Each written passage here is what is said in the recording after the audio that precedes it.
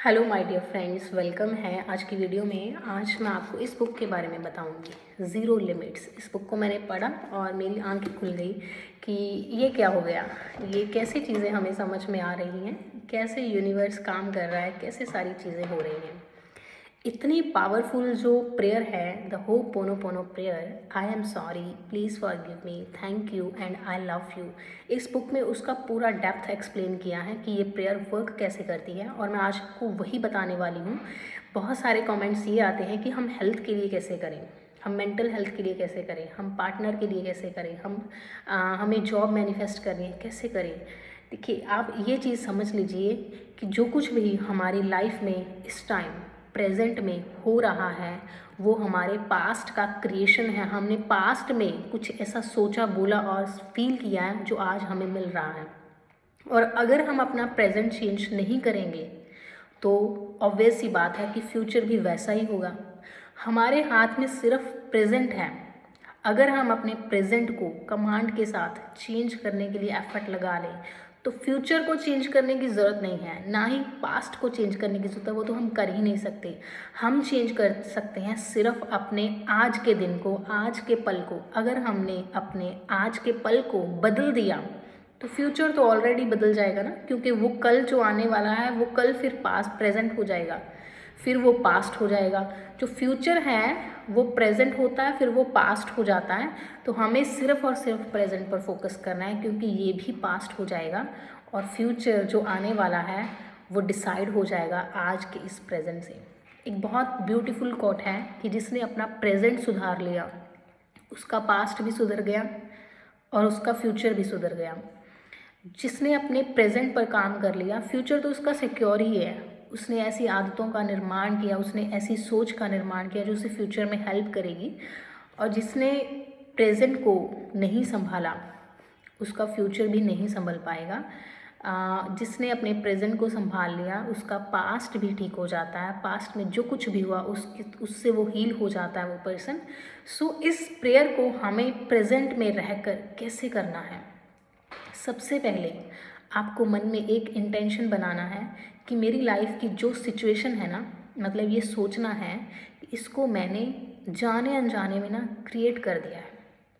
अपने ही किसी ना किसी एक्शन से हम खुद पर रिस्पॉन्सिबिलिटी समझ रहे हैं कि इसको मैंने क्रिएट किया है। जब आप ये महसूस कर लेंगे कि लॉ ऑफ अट्रैक्शन कहता है कि ये जो सिचुएशन मेरी लाइफ में है इसको मैंने बोया था, इसके लिए मैंने कुछ किया था, तभी ये मेरे पास आई है, तो हम दूसरों को ब्लेम करना बंद कर देते हैं। और दूसरों को ब्लेम करने से लाइफ कभी नहीं बदलती है। हम ये बोल रहे हैं कि ये जो मेरी लाइफ की सिचुएशन है, जो मैं फील कर रही हूँ, ये सामने वाले पर्सन की वजह से है। ऐसा नहीं होता है। वो पर्सन सिर्फ एक इंटरमीडिएट है, एक ट्रिगर है। वो आपको वही दिखाएगा जो आपके अंदर होगा। जो आपके अंदर होगा वही तो बाहर आएगा। तो वो जस्ट एक ट्रिगर होता है। तो हमें क्या करना है, हमें सबसे पहले रिस्पॉन्सिबिलिटी लेनी है कि ये जो सिचुएशन है इसको एक्सेप्ट कीजिए कमांड के साथ कि मैंने क्रिएट किया। अब मैं ही इसको क्या करूँगी, ट्रांसफॉर्म करूँगी। अब मैं ही इसको चेंज करने की ताकत रखती हूँ। अगर आप अपनी सोच से नेगेटिव क्रिएट कर सकते हो तो क्या आप अपनी सोच से पॉजिटिव क्रिएट नहीं कर सकते। पॉजिटिव क्रिएट करने में हम डर जाते हैं, नहीं नहीं ये कैसे होगा, ये तो पॉसिबल ही नहीं है, ये तो सिचुएशन बदल ही नहीं सकती। अगर देखिए, आप नेगेटिव भी हर टाइम तो नहीं है ना। धीरे धीरे धीरे धीरे नेगेटिविटी बढ़ती गई, ऐसे ही धीरे धीरे धीरे धीरे पॉजिटिविटी भी बढ़ती जाती है। आप स्टार्ट कीजिए, इसको रिस्पॉन्सिबिलिटी लेकर कहिए कि मैंने अपनी लाइफ की इस सिचुएशन को क्रिएट किया है, अब मैं इस सिचुएशन को चेंज करने की पूरी जिम्मेदारी लेती हूँ। जब आप ये लेंगे तब आपने फर्स्ट स्टेप कवर कर लिया। और अब दिल से स्वीकार करना है कि मुझसे पास्ट में कुछ गलतियाँ हो चुकी हैं, कुछ ऐसी चीज़ें हो चुकी हैं जो नहीं होनी चाहिए थी, और आज मुझे समझ में आ रहा है कि ये गलत था। उसके लिए कहिए आई एम सॉरी, मुझे माफ़ कर दो कि मुझसे ये गलतियाँ हो चुकी हैं। मुझे रियलाइजेशन है, मैं रिपेंटेंस में हूँ, मैं फील कर पा रही हूँ कि मैंने गलतियाँ कर दी हैं और अब मैं चाहती हूँ कि मैं उन गलतियों को सुधारूँ। आप ब्रह्मांड से भगवान से, गॉड से, अल्लाह से, उस डिवाइन पावर से माफ़ी मांग रहे हैं कि मेरे से ये गलती हो गई है। और द गुड न्यूज़ पता है क्या है? ईश्वर आपको बहुत जल्दी माफ़ कर देते हैं। इतनी जल्दी तो कोई इंसान, कोई आपको, आपके पेरेंट्स, आप खुद भी अपने आप को इतनी जल्दी माफ़ नहीं करते जितनी जल्दी भगवान आपको माफ़ कर देते हैं। क्यों? क्योंकि वो किसी की नेगेटिव चीज़ों को होल्ड करके नहीं रखते हैं।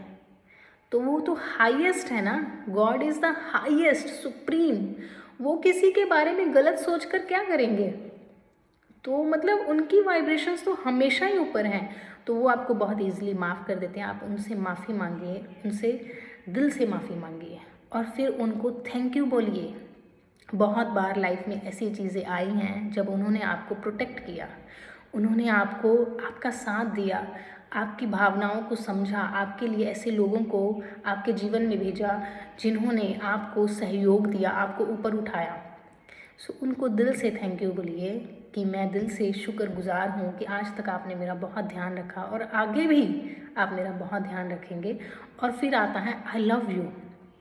जब आप आई लव यू अपने परमेश्वर से बोलते हैं, अपने ईश्वर से बोलते हैं कि मैं आपसे बहुत प्यार करता हूँ, तब आपका उनसे एक प्यार का नाता जुड़ जाता है। और जहाँ प्यार होता है वहाँ तो फिर और सारे पॉजिटिव इमोशंस एंड सारी पॉजिटिव चीज़ें अपने आप लाइफ में आती हैं। तो इसको आप यूनिवर्स को कहिए कि I am sorry for my past mistakes, please forgive me, मैं आगे से ये सब नहीं करूँगी, thank you, I love you. अगर आपकी लाइफ में कोई सिचुएशन नहीं है इस टाइम, कोई बुरी सिचुएशन नहीं है, बट आप फिर भी अच्छा महसूस नहीं कर पा रहे हैं, क्योंकि अलग अलग पैटर्न्स हैं सबके। कुछ लोग ऐसे होंगे जिनकी लाइफ में सब कुछ बढ़िया चल रहा है बट उनको अच्छा महसूस नहीं होता, अकेलापन होता है, या कुछ ऐसी चीज़ें होती हैं जो उनको भी समझ में नहीं आती कि why I am feeling like this, why I am feeling. तो आप उसके लिए भी माफ़ी मांगिए, क्योंकि जो कर्म है वो इतना सूक्ष्म है, कर्म हमारा, कि हम भूल जाते हैं, हमें नहीं पता चलता कि ये कौन से कर्म की फीलिंग हमें आ रही है। अगर हम अच्छा महसूस नहीं कर पा रहे हैं फॉर एनी रीज़न, तो वो किसी ना किसी किए हुए कर्म का रिज़ल्ट हमारे आगे है कि हम अच्छा महसूस नहीं कर पा रहे हैं। जिसके कर्म बहुत सुंदर होते हैं वो हमेशा खुश रहेगा। सिचुएशन आउट ऑफ कंट्रोल है, वो फिर भी रिलैक्स रहेगा। उसके फेवर में कोई चीज़ नहीं हो रही, उसको फिर भी भरोसा रहेगा कि ये मेरे अच्छे के लिए आई है, इसमें भी ज़रूर मेरा कोई फ़ायदा होगा, इसमें भी ज़रूर मेरा कोई बेनिफिट होगा जो ईश्वर मुझे देना चाहते हैं और मैं उसे नहीं देख पा रही हूँ।